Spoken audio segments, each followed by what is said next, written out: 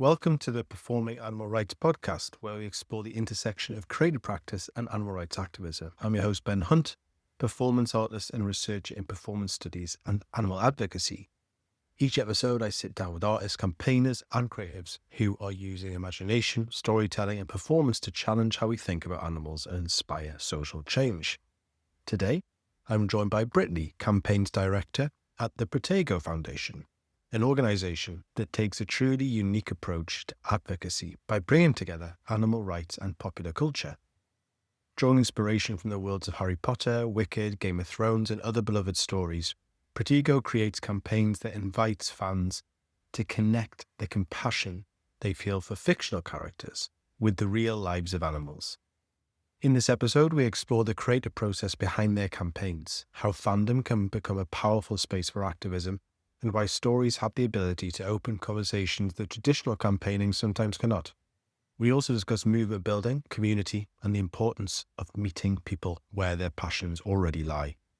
Before we begin, don't forget to check out the Substack newsletter, where I share deeper insights into the role of performance and activism. You can find everything, including podcast episodes and the newsletter, and more about the project at performinganimalrights.org. To learn more about the Protego Foundation and get involved with their campaigns, visit protegofoundation.org, and you can follow them on Instagram at Protego Foundation. Okay, let's get started. Brittany, thank you so much for joining me for this interview. I'm really excited to hear about the Protego Foundation and what you're doing or what work you are doing in that organization. So for people who may not know about the foundation, how do you describe what you do and how did it first come to life? Yeah, so Protego was founded in 2015 under a different name. It's actually originally the Fuber Foundation. We went through a couple of name changes before we landed on Protego, Latin for protection, so it's like a protection spell. And I would describe Protego as animal rights meets a bunch of nerds. It's marrying fandom, the fandom communities, with animal rights because there are so many stories that people connect with. And in those stories, they have to have really good world building for people to be like so immersed and so passionate about these stories. And part of those worlds are animals. And a lot of these stories feature instances of open rescue, instances of animal testing or animal abuse, lots of these instances. And people connect, I think, a lot easier through stories. So we're trying to take those stories and bring them to life, bring them to people's consciousness so that they're not just seeing it as a separate entity that they view or enjoy for their entertainment, but take that messaging into the real world and help people apply those lessons that they love in the works that they love to their real life. Yeah, it's so fascinating. There's loads of strands there because, and forgive me when I'm just going to geek out for a second. So you've got a critical animal studies, critical film studies perspective, where it's, if we put the animal rights lens onto Harry Potter films or books and any other literature, you can go, okay, we can see this, we can see that. I remember doing that for one of the new Star Wars where Luke Skywalker was saving some race. No, not Luke Skywalker. Some of them were saving some racing and they let them free and things. So I was like, oh, there's an animal rights message there. So there's a film critic side. There's also, like you mentioned, a fandom side where people are open and passionate and they explore these worlds with compassion, with curiosity, and it can ignite ideas and feelings, which feels like the journey you go on in animal rights, right? In maybe veganism or even just caring about animals. This different perspective. And then there's also the fun, the playful side of it, which is really exciting as well. Being playful with messaging and being playful with narrative and strategic, right? When it first came about, was it strategy? Was it just a clear thing of, oh, there's animal rights things here, we should jump in? Or was it, how do we strategize to connect with people? Was there a specific moment or a feeling where it snowballed into a foundation? Our two co-founders were part of a Quidditch league in college. They were both vegan, both really into animal rights. And then they connected, they realized they were both vegan. They both loved Harry Potter and a bunch of other fandoms, but primarily Harry Potter at the founding. And they wanted to find a way to marry those two ideas. So they wanted to find a way to take something, both two things they're passionate about, and use it, because fandom spaces, it's a lot more so now where it's becoming at conventions and other things, people are talking more about ethics or taking lessons from these stories. But for a long time, it was just it was pure enjoyment. People would spend months, years sometimes working on cosplay to go to these conventions, go to events, and to connect with other people who really cared about these stories. But there was, for a long time, not really much more discussion about taking these lessons and applying them to the real world.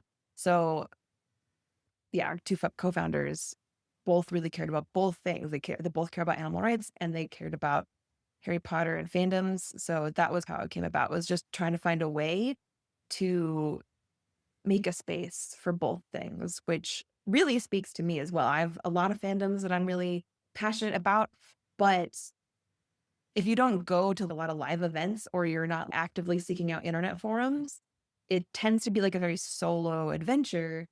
But Protego brings a lot of people together, people who care about these fandoms and care about animals. And it helps spread those messages to the rest of the fandom. And from conventions that I've been to where we've tabled and spoken to people and asked people to sign petitions, 95% of the people who are at these conventions are really supportive. They aren't necessarily vegan, most of them aren't, but they totally get the messaging, especially when you are able to connect with them and talk with people and explain. It really doesn't even take that long. It's literally a 5-minute conversation where I'm like, hey, we're trying to do this one thing about, and it's based off of this lesson from this fandom. People get it. It's really fascinating to watch. It's really exciting to see people who haven't thought about this at all go in the span of maybe 5 minutes to actually being on board, signing a petition, following us, getting more interested in animal rights, which is really exciting. Yeah, so exciting. And it sounds fascinating. I think it is interesting. It'll be good to talk about that a bit later about community building and also creating opportunity for conversation that feels like a safe place as well. I think sometimes with outreach, it can be quite hostile purely because people are caught off guard or whatever. But people at conventions or people at places linked to something they're passionate about can really open up opportunities. And it'll be good to talk about that a bit later. Or now, the big question I've got for you is, what do your campaigns look like then? Is it a multitude of different angles? Do you lean on some campaigns approach more than others? Yeah, every campaign is different. So we originally started off with several of our campaigns were primarily shedding light on existing nonprofits that were doing work that we found important. So like we did an A Rumpet Rescue campaign where we raised money and awareness and had people sign petitions and send emails to help orgs that are in Africa trying to save rhinoceroses from extinction and from poaching. And then over the past, I would say 7 years, we've really started pushing towards having our own independent campaigns where like one of our big flagship ones that had major wins was our Accio vegan butterbeer campaign, where that one, it started off as like just a traditional, you just see like an online petition campaign where we were asking people to sign to demand vegan options for butterbeer at the Universal parks and all of the like Warner Brothers properties and locations where they serve butterbeer, because it's a hugely popular drink. They make tons of money off of it. So having that option would definitely help animals. But we started off with the online petition. And then after a couple of years, we had like thousands and thousands of signatures, no movement whatsoever. So then we actually started branching out and using more campaign tactics other than just an online petition. We had people sign, like hundreds of people sign postcards that we were mailing to corporate. We planned a whole protest. I remember, I'm bummed. I had developed like Harry Potter specific chants to use at this protest. We made a big banner. We pitched it to press. We sent information we let Warner Brothers know and Universal Studios. And we went outside. We were going to go outside the executive's entrance at Universal Studios, Florida. And the day before our protest, they announced that you could get butterbeer without the dairy topping. And then a year later, they introduced a non-dairy topping. So you can get a fully vegan experience of the drink. That was really exciting. And we didn't even have to do a protest. We ended up going to the park and buying butterbeer that day instead, which was really exciting. Yeah, that's on the pun. That's quite bittersweet because you prepared this demonstration and you got what you wanted, but you also prepared all this as well. And that would have been really cool to see. That's really cool though, right? I think there's so many strands there because it's like tropes of a traditional, like the ones that happen in Starbucks a lot about make non-dairy like default or even just don't charge them, no surcharge. But then you onto the wizarding world as well. And it opens up so many avenues with that as well. That's really cool. With the conversations you have with fandom that aren't necessarily animal rights minded or haven't really thought about it, have you noticed the types of conversations you're having? Is it more of a is it story based? Is it you're like this character is like this and they wouldn't do that? Or is it more about just talking about bringing the fact of real non-human animals into the frame as well? Is it a mix? What do those conversations look like? In-person conversations, I think I probably have more of the latter, just straight up reality based. I really only pitch the campaign is skinned with this particular fandom. Usually there are components that are just built into the campaign that speak to that fandom. We have a campaign called Defend the Direwolves. So it's literally in the name. It's a Game of Thrones themed campaign. But part of I think the main part of the discussions is purely about the ethics, the actual issue that we're trying to tackle. In the case of Defend the Direwolves, it's trying to get convention organizers to stop allowing vendors to bring in live animals as props for photos. And when we do convention stuff, it's a serious issue, but we have fun with it. At a convention in Chicago, we had borrowed from PETA these big stuffed huskies so that people could take photo ops with stuffed animals instead of real animals. And we had the whole setup. It's really cute and kitschy and fun. And people had a blast. People came up who were like wearing a fur coat and took photos with it. They don't necessarily they're not obviously vegan. They don't have it necessarily connected on all of these issues yet.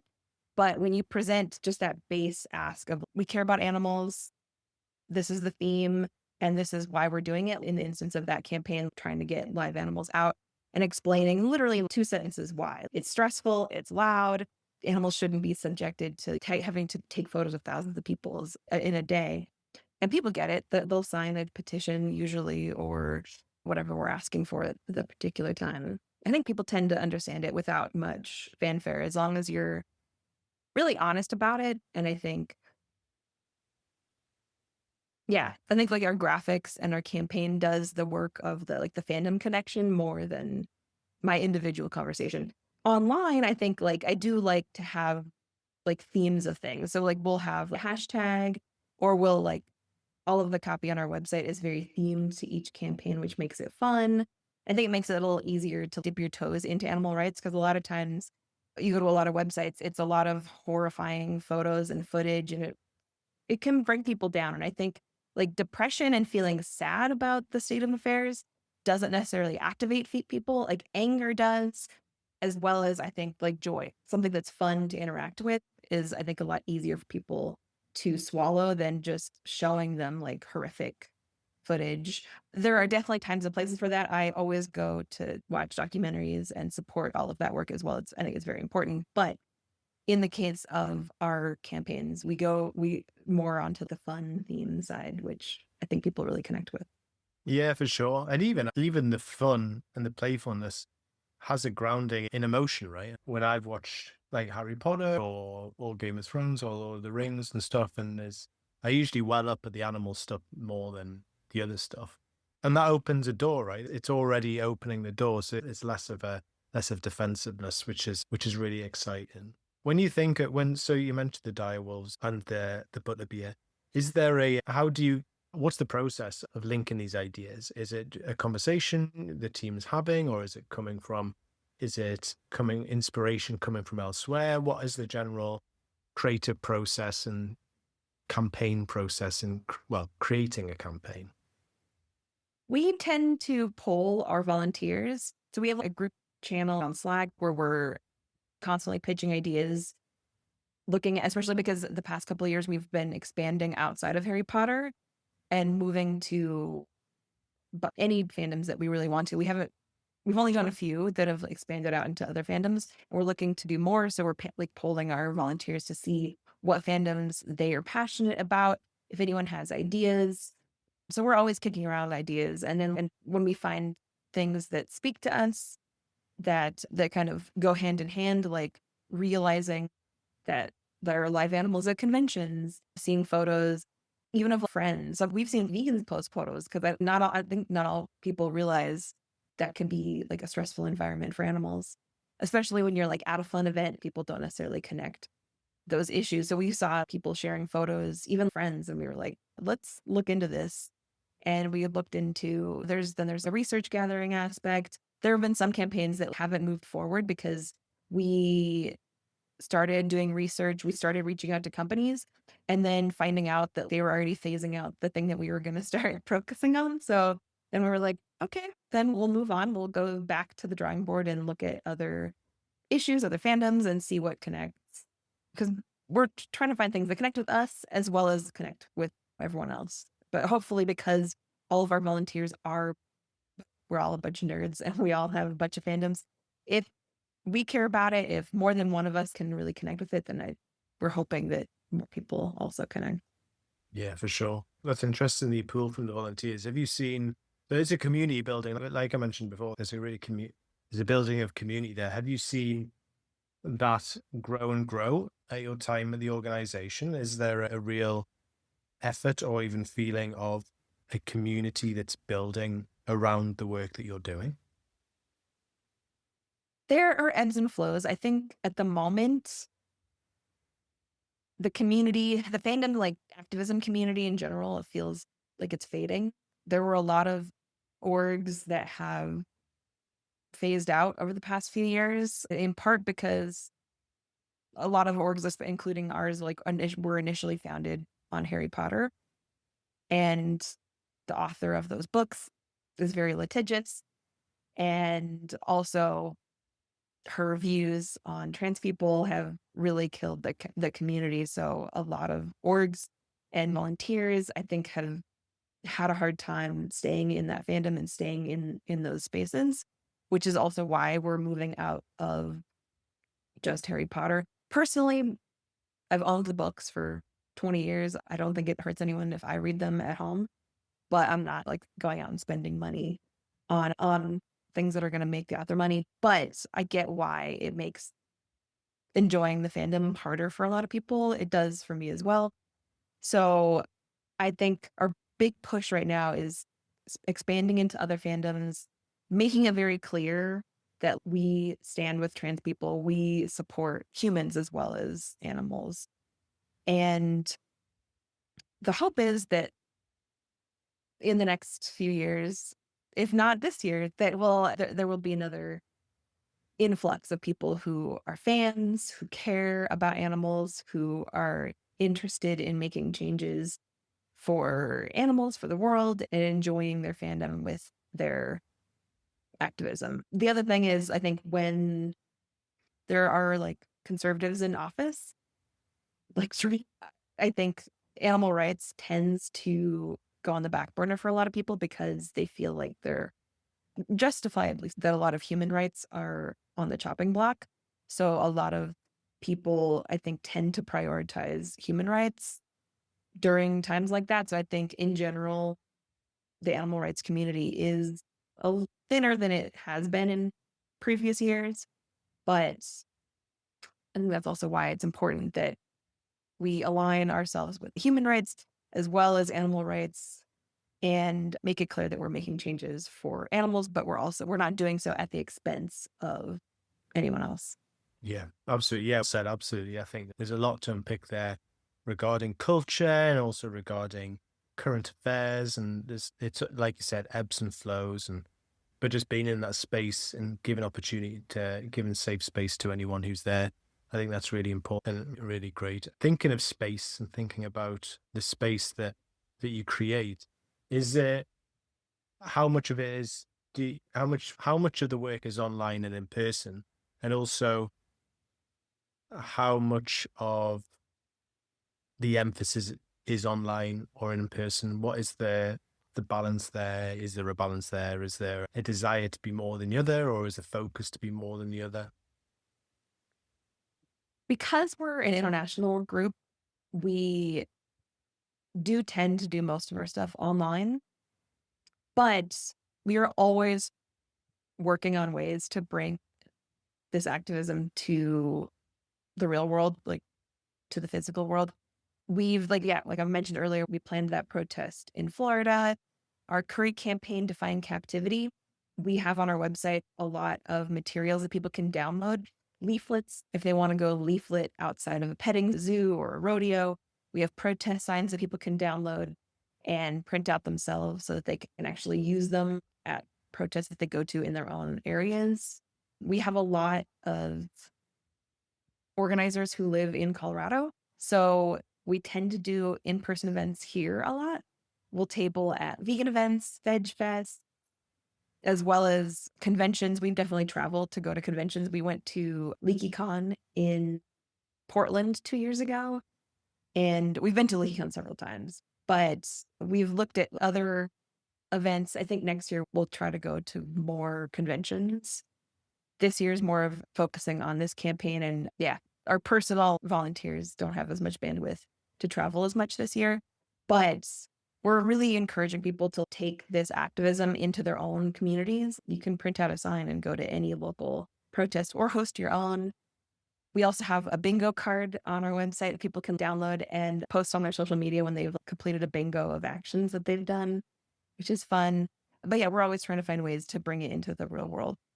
Yeah, nice. But we still do a lot of virtual stuff. We're actually having an action hour over Zoom on Saturday where we'll have people email rodeo sponsors, local zoos, Wisconsin DA or Attorney General to demand that they investigate Ridgeland Farms, lots of things. So action hours, I think, are really powerful, even though people who don't go to protests, people who don't want to go to protests, who get nervous going to protests, I think virtual action hours are really fun and easy ways for people to join because you're doing the same actions as everyone else for an hour. You're just setting aside time. You meet, you chat, you do some cool actions, and then you go your way. And then you can also make new friends.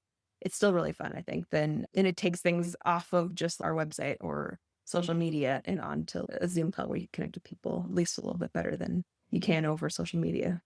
Yeah, that's fantastic. And again, with these different interests as well, it amplifies it even more. It's not just people are coming together for the animals, but they're also coming together because they have a shared passion or a shared interest. It feels really strong.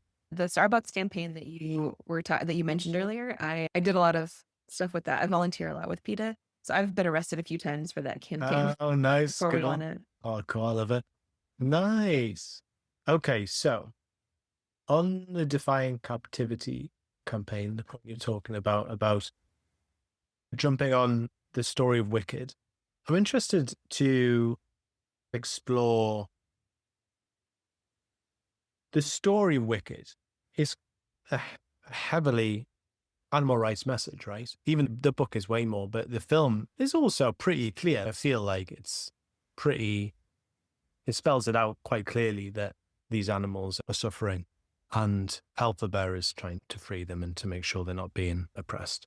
But the conversations you have who aren't, from my own experience, the conversations, it's very rare they talk about that side of things, which is interesting because it feels like a central tenet of the story. Now, obviously, I'm probably a bit skewed because I am deep within the animal rights thinking.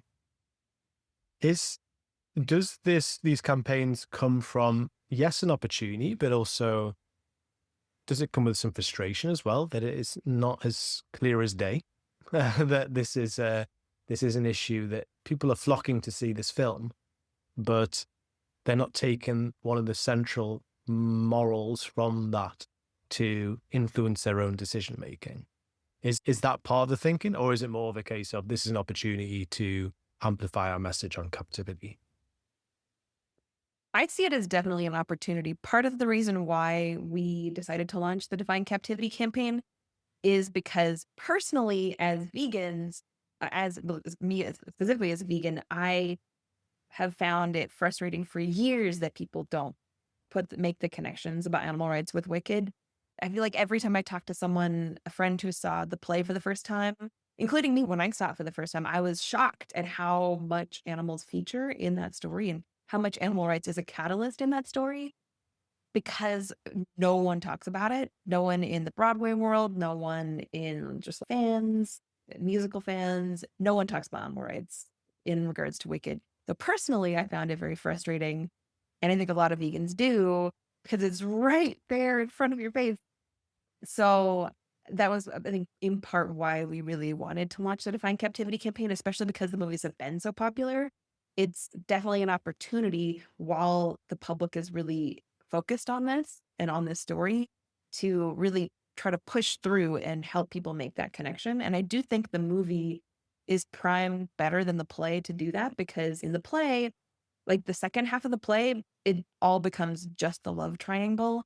And the animals are, I think you never even see Dr. Dillamond again. You hear his name maybe once in the whole second half of the play. It's just the total shit. Versus in the movie, in the second half of the movie, in For Good, they feature animals a lot. Dr. Dillamond is there. Alphabet literally open rescues animals. She opens their cages and leads them to freedom. There's a whole new song called No Place Like Home that she sings with the animals as they're liberating themselves. They're like, they're using their own free will to decide to leave because they're like, we don't want to deal with this. We're the oppressed group. We don't want to stay and fight. We're afraid for our lives. We're going to escape, which I love because it gives autonomy and voice to the animals so much, especially in the animal rights movement. I think we tend to sometimes forget that animals are first and foremost the main creatures in the movement, the main people in the movement, because they're the ones directly affected, but we're all interacting with other humans about this issue. And we tend to forget that animals have their own voices. They have their own autonomy. They make their own decisions. I love stories where animals jump out of slaughter trucks that are taking them to slaughter, that liberate themselves because they're literally using their own free will, their own voice to say, I don't want to be here. I'm leaving. And the media always turns it into just, oh, that we've got to hunt down this animal. But like those instances are amazing instances where like we're actually seeing what the animal's desires front and center, which is definitely why we launched this campaign is to try to educate. It's primarily an educational campaign.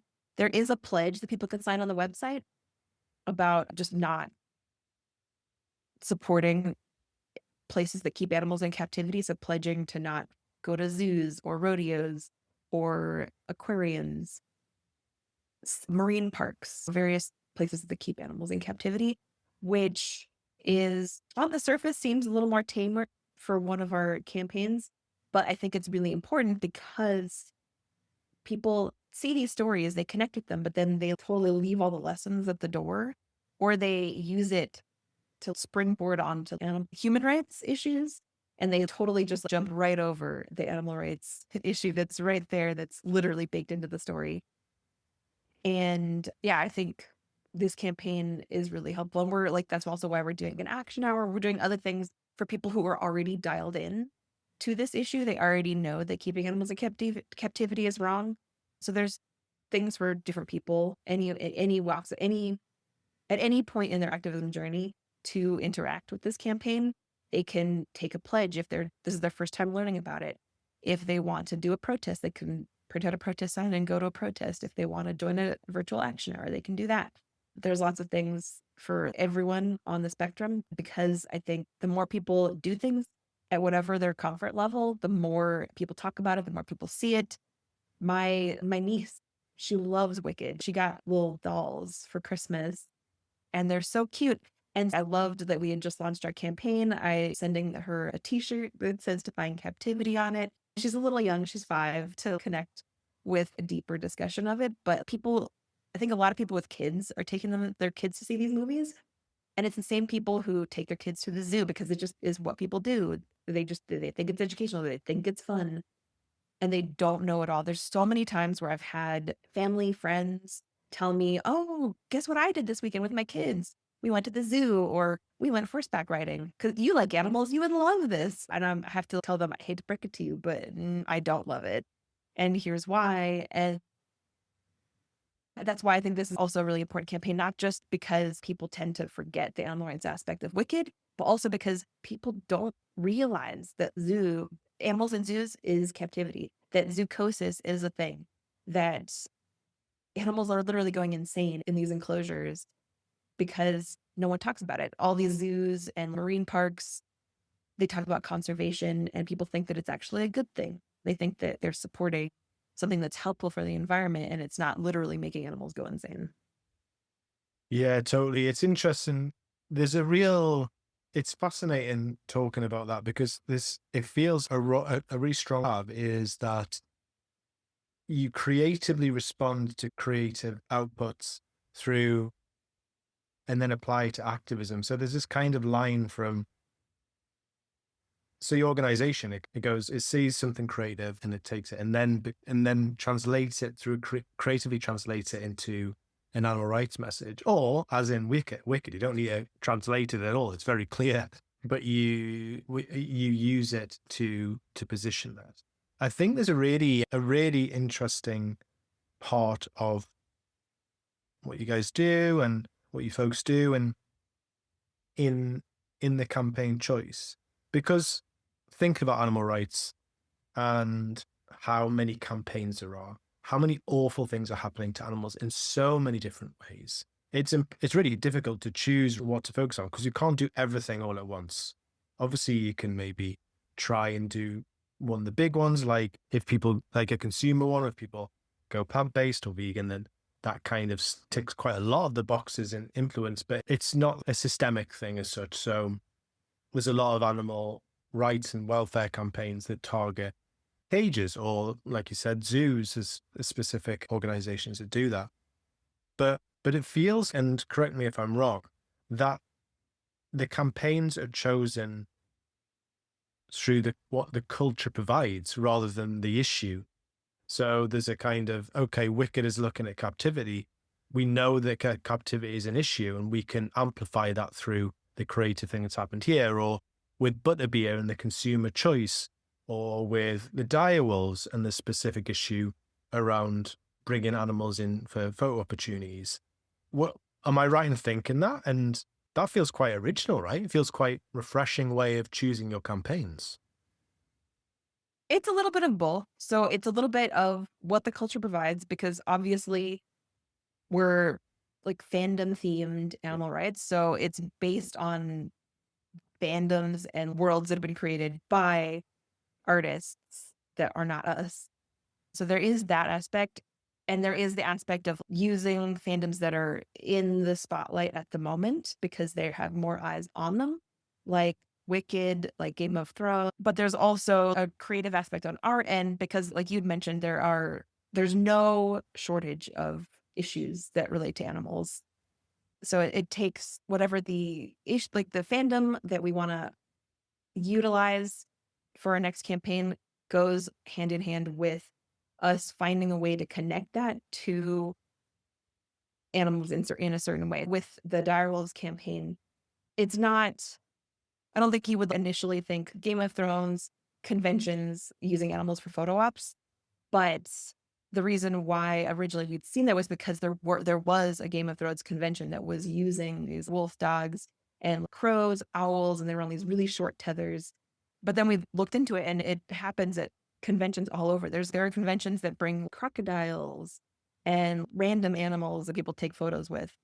So it's a little bit of some creativity on our part to find a way to find an issue that we think will work with a fandom that's existing at the moment, but also that will connect with people as well. Because there, unfortunately, like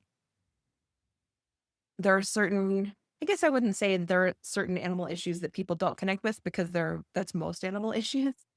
It's finding a creative way to make people care and position it to people, present it to people so that it is undeniable, that they can connect with it pretty simply, and that it aligns with the fandom so that it's still fun to engage with and it's not just a bummer.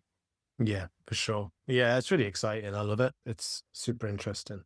Is there a specific vision for the next few years? Is there a place where you want to be, or obviously winning campaigns is the dream, right? But is there also, as an organization, a specific vision or next steps, or is it each campaign as it comes? Right now, we have several active campaigns. We have Define Captivity, we have Defend the Direwolves, that's still we have not won.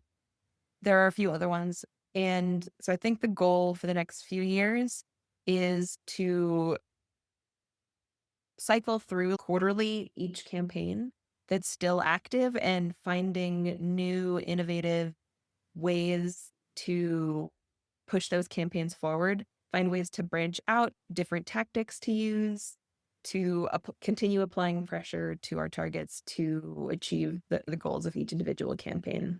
Yeah, for sure. Exciting. All the best for that. It's such a unique and exciting initiative, and yeah, I love the appreciation and the focus on the creative slant. It's really refreshing and something that's really powerful for sure, from my perspective anyway. And I can speak for many people. If you could cast a spell for the animal rights movement, what would it be? For the animal rights, I think I would do a shield charm. Oh yeah. Yeah, protect. Yeah, that's beautiful. Absolutely. Yeah, I'm trying to think. Because the other thing is not only is our animals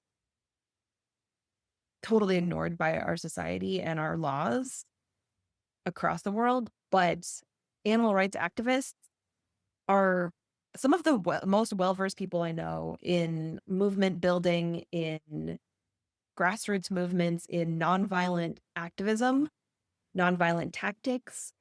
But because we stand against so many companies that make money off of animals, that is just hand over fist. There's no concerns, no very few legal structures in place to keep these companies aligned.